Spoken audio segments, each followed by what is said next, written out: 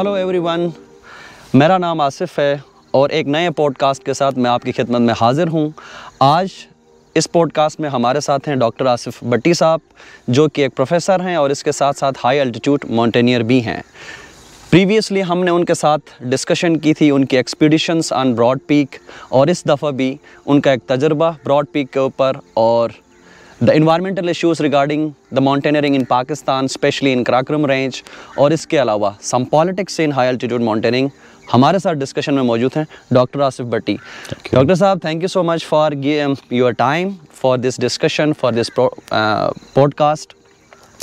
Initially मेरा question यहाँ से स्टार्ट होगा कि 2022 कराक्रम रेंज के ऊपर कैसा रहा आपका?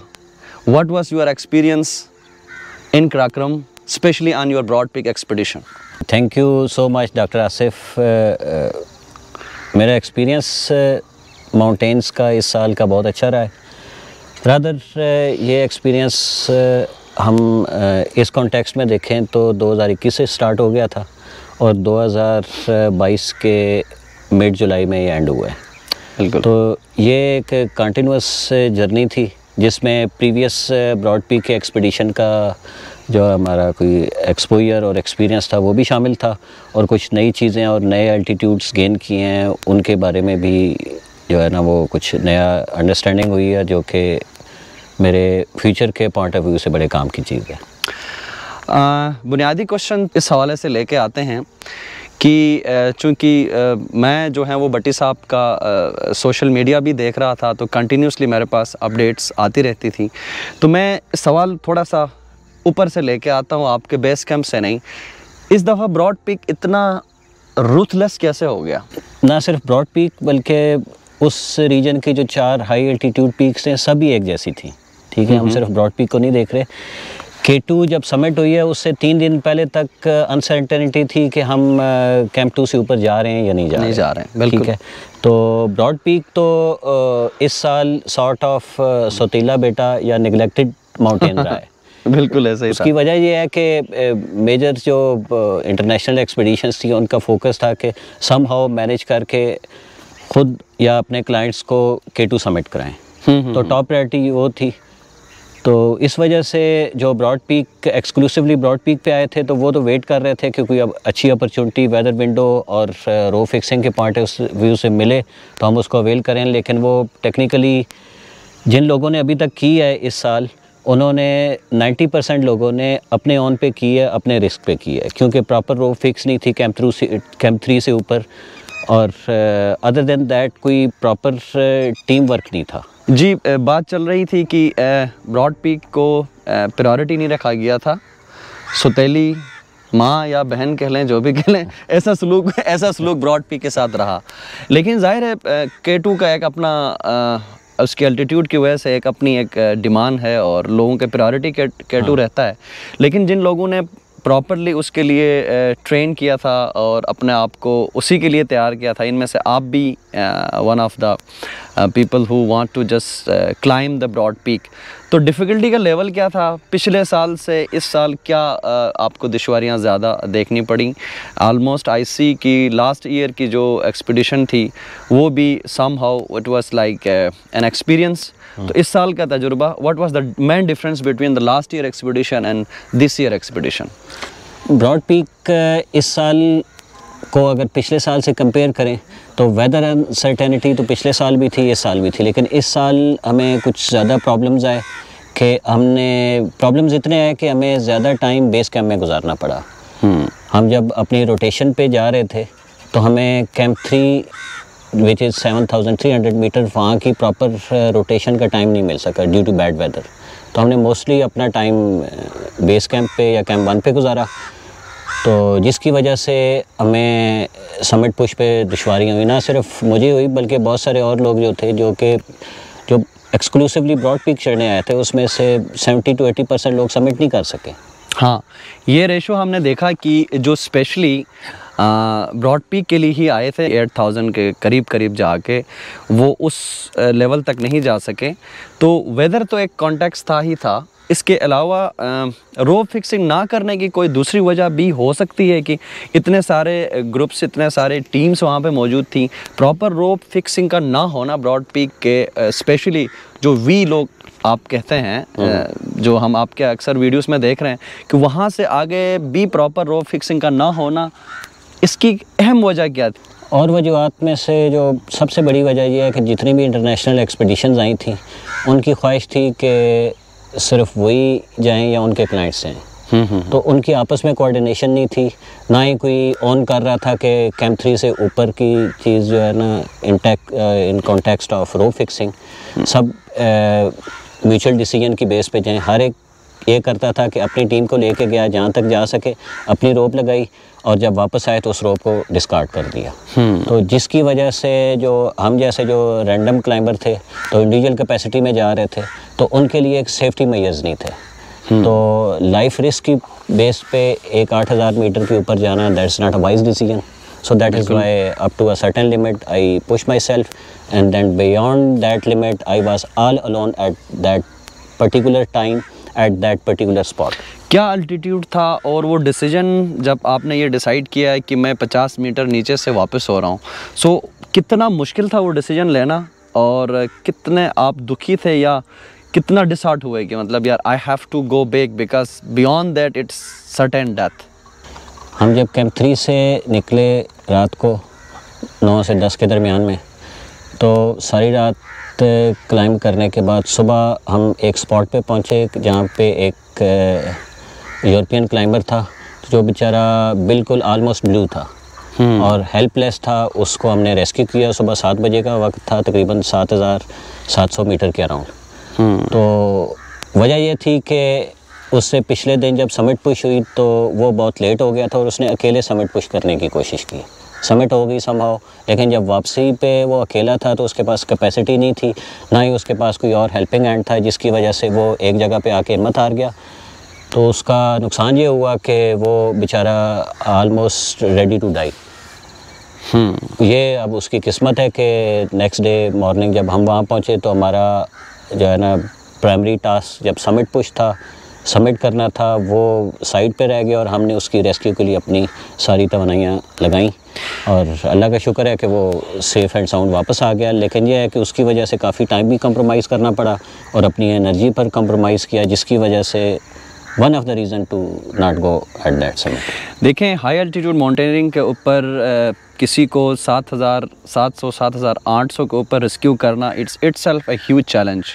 और जहाँ पे आप अपना बोझ खुद लेके इंडिविजुअल कैपेसिटी में आप कहीं पे पहुँचे हों और उस दौरान आपको किसी को रेस्क्यू करना पड़ा, या तो आप समिट पे जा रहे हैं या आप रेस्क्यू कर रहे हैं, तो द वाइज डिसीजन कि ह्यूमैनिटी इज़ अबव ऑल। तो that's a great sense of humanity that you have saved someone by the grace of Almighty Allah. वहाँ पे इस दफ़ा certain deaths तो high altitude mountaineering जो भी जाता है वो जानता है कि इस तरह की चीज़ें होती हैं, लेकिन कुछ कैजुअल्टीज़ भी हुई। एक हमारे अपने सतपारा विलेज का जीबी के एक यंग बॉय था। तो कैजुअलिटी की जो बहुत सारी रीज़न्स होती हैं, उनमें से सबसे बड़ी रीज़न ये है कि हम अपने बहुत सारे डिसीजंस बहुत कैजुअली ले रहे होते हैं। हम ये अज्यूम करते हैं कि मसला होना है तो किसी और के साथ होना है, हमारे साथ कुछ नहीं होना। तो नेचर के लिए हम कुछ भी नहीं है। बिल्कुल ठीक है। तो नेचर ने जब एक डिसीजन लेना है तो उसके आगे एक बंदा खड़ा हो या 1000 बंदे खड़े हों, सबको एक जैसा ट्रीट करती है।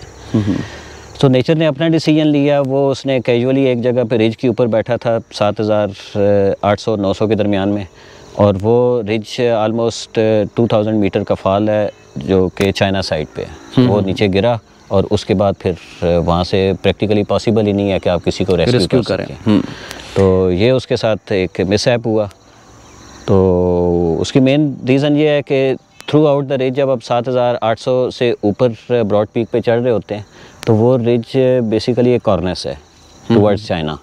तो उस साइड पे गिरते हैं तो आप की बॉडी नहीं मिल सकती। पाकिस्तान साइड पे अगर गिरते हैं तो बॉडी समहाउ पॉसिबली रेस्क्यू, लेकिन वो रिकवर आपकी सिर्फ बॉडी होती है, बॉडी हो सकती है। हाँ, तो हाई एल्टीट्यूड माउंटेनियरिंग एक इटसेल्फ एक बहुत बड़ा रिस्क है, लेकिन एक हाई ग्रेड स्पोर्ट भी हम मानते हैं। अब इस साल हमने ये देखा कि कराक्रम में 600-700 के करीब क्लाइंबर्स डिफरेंट कमर्शियल जो हमारी कंपनीज़ हैं वो लेके आई।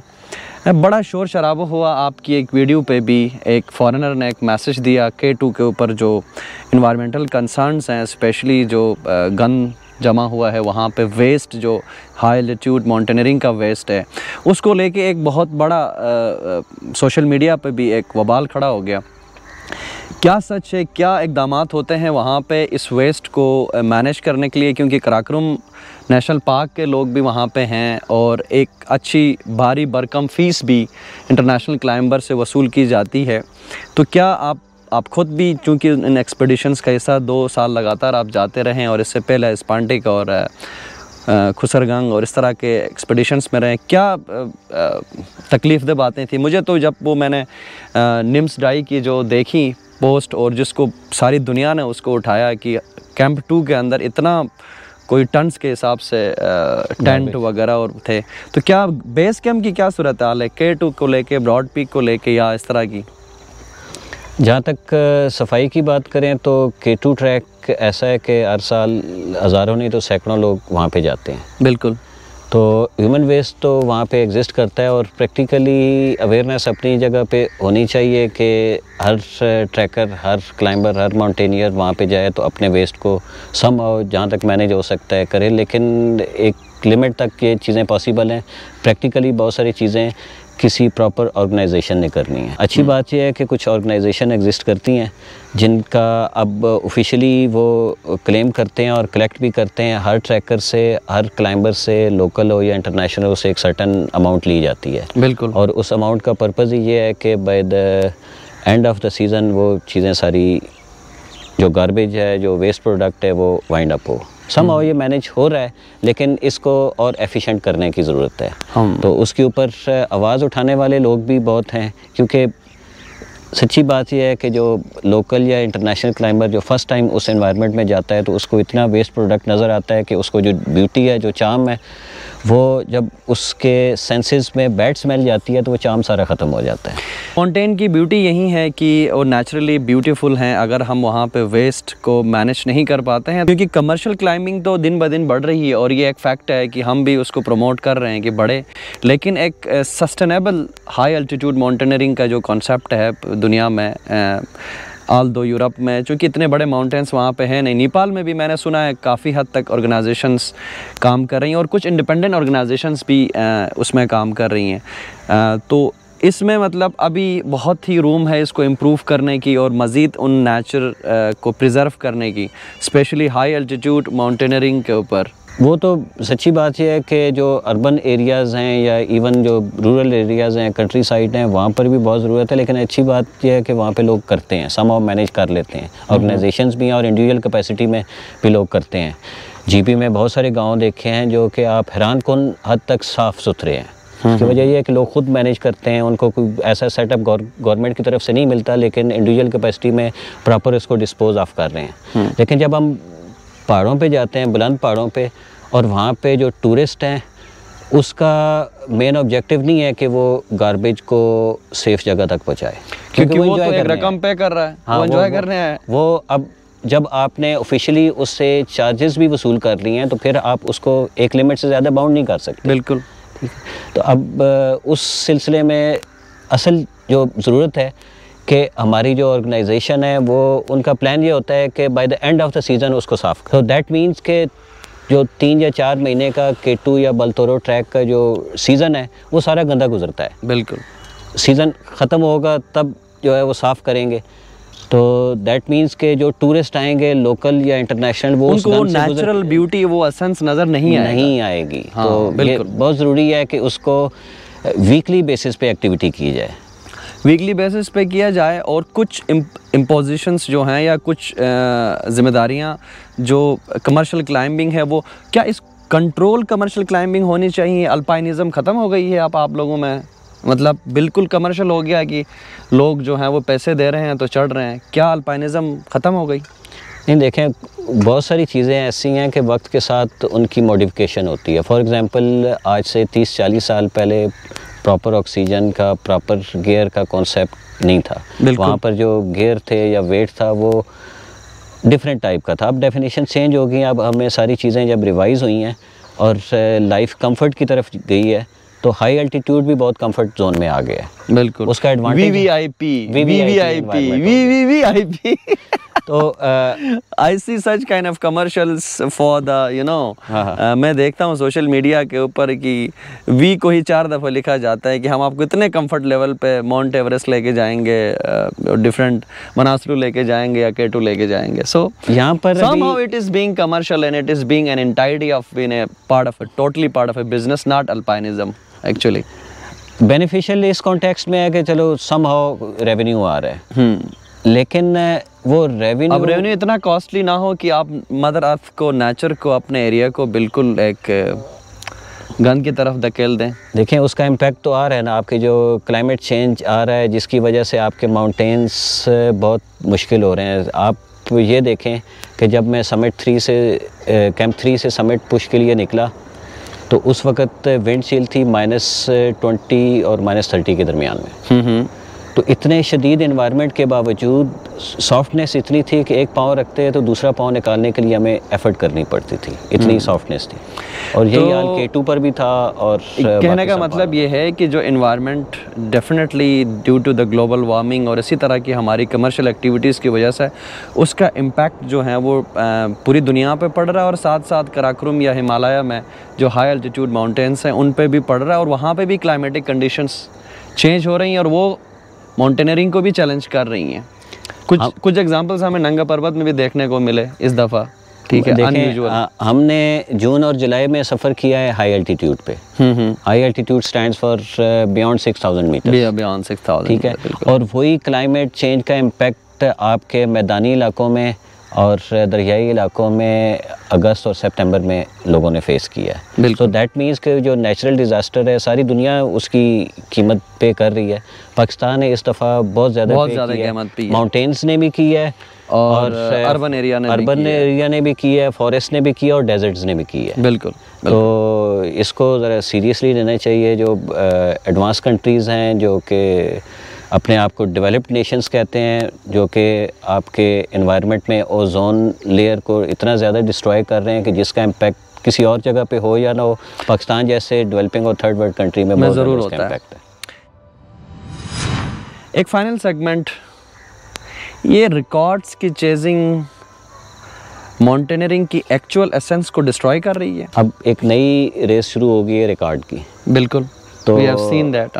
अब अगर इस कॉन्टेक्स्ट में सिर्फ माउंटेनियरिंग के पॉइंट ऑफ व्यू से हाई एल्टीट्यूड को देखें तो माजी में ये सोचना भी मुहाल था कि आप इतने कम टाइम में 6 महीने में सारी दुनिया के पहाड़, बुलंद तरीन पहाड़, 8000 से ऊपर के बुलंद पहाड़ जो है 6-6.5 महीने में कर लें। तो अब वो 6 महीने से भी सुकड़ के तो वो चंद महीनों के ऊपर बात आ गई है।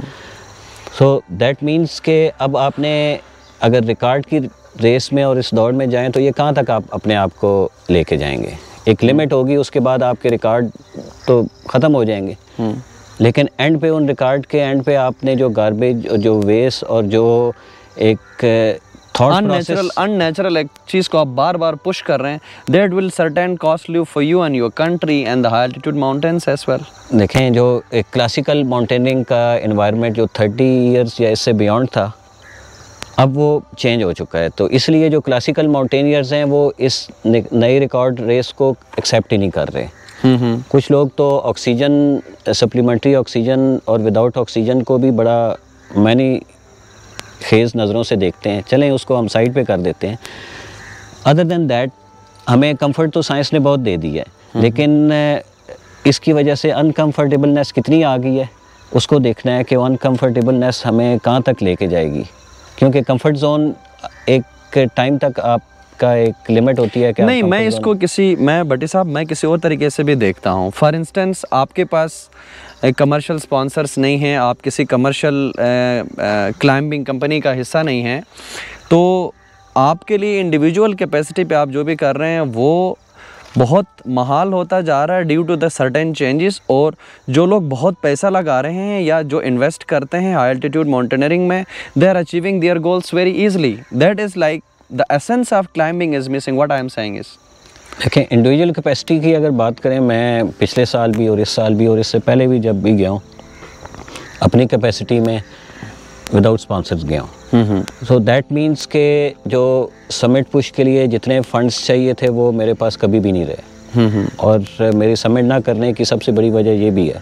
2-4 मैं आपको पोटर्स और रस्सी दे देता तो आप भी कैटू शेटू होकर एग्जैक्टली अगर मेरे पास 2-4 बंदे होते जो मुझे ले जाते, रो फिक्स कर देते, मेरा सामान ले जाते, मेरा टेंट ले जाते। मैंने तो अपना टेंट भी लेके गया हूँ, मैं अपना सामान खुद कैरी करके गया हूँ। आपको 30-40 केजी का self portrait is a very big deal. 30 साल पहले ये होता था, बिल्कुल कॉन्सेप्ट खत्म होता जा रहा है। तो इसका नुकसान हम जैसे लोगों को है जो कि इंडिविजुअल कैपेसिटी में क्लाइंबिंग करते हैं, जो एक्चुअली शौक की वजह से कर रहे हैं, वो किसी रिकॉर्ड बनाने के चक्कर में, यानी सेल्फ कंक्वेस्ट किसी एक चीज़ को ना कहते हैं।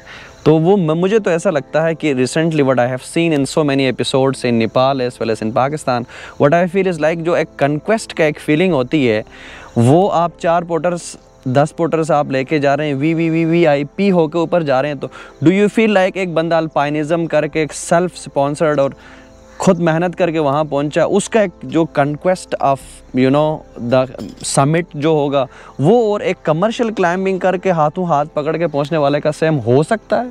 Do you feel like? नहीं, ऐसा तो नहीं हो सकता, ना ही दुनिया इसको एक्सेप्ट करती है। बिल्कुल, इन दोनों में डिफरेंस है और डिफरेंस रहेगा। अच्छी बात यह है कि पाकिस्तान में एक वक्त था कि हम 6000 मीटर का भी नहीं सोचते थे। बिल्कुल, अब 8000 और इवन K2 भी हमारे लिए कोई बड़ी चीज़ नहीं रही। सो दैट मीन्स के इंटरनेशनल एक वक्त था कि आप Concordia that was full of foreigners, Pakistani होते थे सिर्फ पोटर्स। बिल्कुल, अब पाकिस्तानी क्लाइंबर्स भी जा रहे हैं, पाकिस्तानी ट्रैकर्स तो इतने होते हैं कि जब शदीद इन्वायरमेंट में जब हमारे पास इंटरनेशनल टूरिज़म नहीं थी तो पाकिस्तानी जो लो एल्टीट्यूड के ट्रैकर्स हैं और विजिटर्स हैं उनकी वजह से सम हाउ मैनेज रहा है कि हमारी टूरिज़म इंडस्ट्री काबू में रही है, कि बिल्कुल कोलैप्स नहीं किया।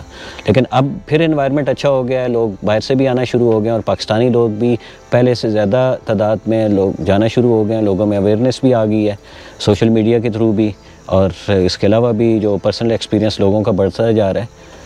तो ये एक अच्छी बात है कि हमारे अपने भी क्लाइंबर्स आ रहे हैं और जो कि पार्टिसिपेट कर रहे हैं हाई एल्टीट्यूड माउंटेनियरिंग में। इससे ठीक है, रेवेन्यू बढ़ेगा और हमारी अपनी पार्टिसिपेशन भी होगी। तो दोस्तों से यही गुजारिश है कि हमारे अपने जो लोग जा रहे हैं उनको स्पॉन्सर करें। भट्टी साहब अपने इंडिविजुअल कैपेसिटी में 7000 हैं, नियर 8000 जा चुके हैं, और इस तरह के कई हमारे क्लाइंबर्स हैं जिनके पास पोटेंशियल है, they can compete with the international community. तो भट्टी साहब, thank you so much for your time, और मेरी बेस्ट विशेस हैं आपकी नेक्स्ट जो भी एक्सपीडिशंस हों और जो भी आपका अगले साल के लिए प्लान है, we will keep updating you about this. लेकिन जो भी बंदा इंडिविजुअल कैपेसिटी में फ़ंड करना चाहता है, स्पॉन्सर करना चाहता है, most welcome. We will have our details in the social media, you can reach us और आप स्पॉन्सर कर सकते हैं। और whenever you go to the mountains और ट्रैकिंग, जहाँ पे भी जाएँ, keep the environment clean, keep the mother earth clean. Pakistan has suffered a lot with the recent times in the summer monsoon, और आप देखें कि पूरा पाकिस्तान डूब गया था। तो हम सारे मिल के एक इंडिविजुअल कैपेसिटी का काम नहीं है, we can work together and you know make a change for the environmental perspective. आखिर में अपना उन दोस्तों का शुक्रिया अदा करना चाहता हूँ जिन्होंने मेरी इस साल की एक्सपीडिशन को मुमकिन बनाया। इसमें बहुत सारे दोस्त हैं, बहुत सारे गुमनाम हस्तियाँ मौजूद हैं जिन्होंने मेरे शौक़ की खातिर मुझे फाइनेंशियली सपोर्ट किया।